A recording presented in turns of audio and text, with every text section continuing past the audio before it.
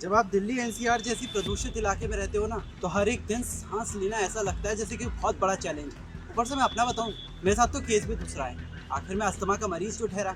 पता नहीं इनहेलर ले लेके मैंने अपनी जिंदगी और पैसे कितने सारे खर्च कर दिए, और ये लंग्स की मुसीबत जो है वो मुझे किसी भी तरीके से ठीक नहीं होने दे रही। ऊपर से ये प्रदूषण, और गाड़ियों का प्रदूषण, धुएं का प्रदूषण, और अब तो पंजाब की पराली भी।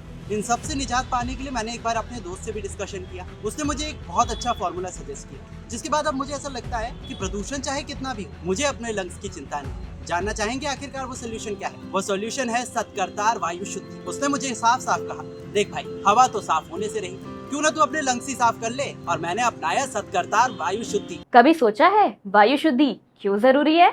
आप घर बैठे भी वायु शुद्धि कर सकते हैं। अगर आप स्मोक नहीं करते तो इसका ये मतलब नहीं कि आपके फेफड़े खराब नहीं हो सकते। एक रिपोर्ट की माने तो विश्व भर में 7% जानें सिर्फ लंग डिजीज से जाती हैं। विश्व के 20 सबसे प्रदूषित शहरों में 14 तो भारत से ही हैं। क्या इससे कोई फर्क पड़ता है? इससे बहुत ज्यादा फर्क पड़ता है।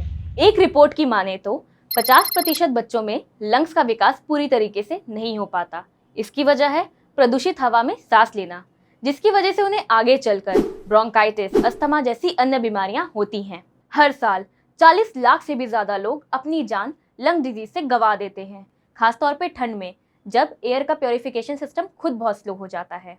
ये सारी रेस्पिरेटरी प्रॉब्लम्स हमें इसलिए होती है क्योंकि हम अपने डेली रूटीन में अपने लंग्स डिटॉक्सिफिकेशन को भूल जाते हैं, जिसका रिजल्ट रेस्पिरेटरी प्रॉब्लम्स।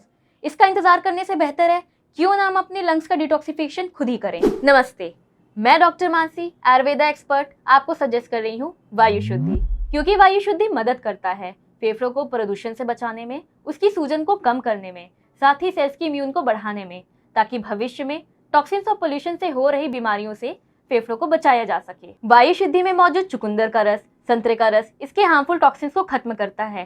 साथ में इसमें मौजूद अदरक का रस लंग्स की स्वेलिंग को भी कम करता है। अक्सर व्यक्तियों में बलगम वाली खांसी की काफी शिकायतें होती हैं, जिसमें बिचुआ के पत्ते, जिसे स्टिंगिंग नेटले भी कहते हैं, काफी असरदार साबित होती है, जो वायु शुद्धि में मौजूद है।